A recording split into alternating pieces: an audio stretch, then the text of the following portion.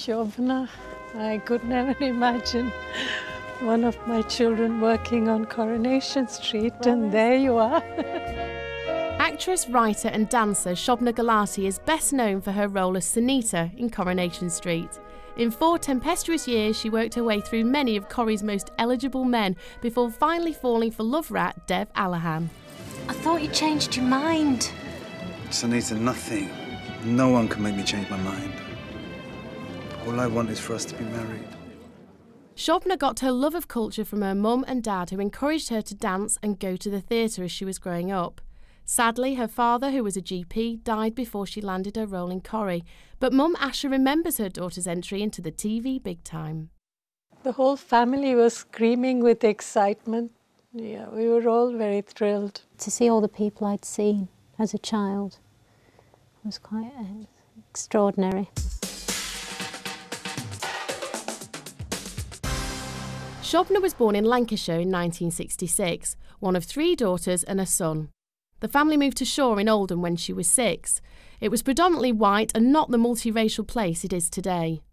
Again, we were the only Asian family, and we lived in a split-level house that we still live in, and you can see right into the kitchen. And we used to have people visiting, because the house was quite modern. For the 1970s, split-level and modern open-plan kitchens, they were a new thing.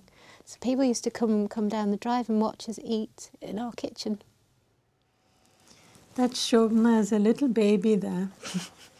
Sweet. She's smiling. Is that unusual? Because there's another one in there where I'm crying. Yeah. Isn't there? It is. Yeah. It's ironic that Coronation Street was to become such an important part of Shobna's life, because in its early years it helped the whole Gulati family, especially Asha, settle in the northwest. Mum's English was very sort of posh, and then she came to the north and couldn't understand a word. So my dad said, you know, I've been watching this soap opera, you know, when we get a chance. It's called Coronation Street. Coronation Street was December 1960, and I arrived here in February of '61, when it was very black and white, and it had Ina Sharples, and I couldn't understand a word of what she said, because we were used to speaking English in our own way. And I couldn't understand the Manchester dialect or the Oldham dialect. But you stuck with it, didn't you, Mum? Well, I can follow it now, but I still have to listen carefully. And put the subtitles on. Oh, yes, yes. When Shobna was 19, she was devastated by the death of her father. He'd been such an influence on the whole family. My father had died and everything was a bit strange. I think it took a while because we were such a close-knit family, that when he died, it felt like his name, Culbushen, means centre of the family. It felt like our centre had been ripped out. In his college days, he was always organising music and, you know, concerts.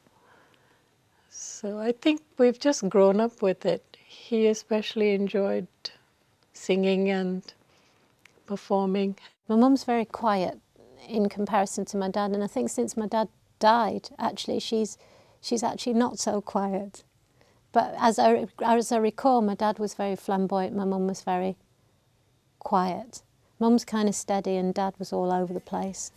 And what a great combination. They just completely chalk and cheese and actually got on with life really, really well. After her father's death, Shobna immersed herself in Indian culture, especially dancing. She used her skills in a Halifax ad and this brief appearance with Boy George before landing a lead dancing role in a London theatre.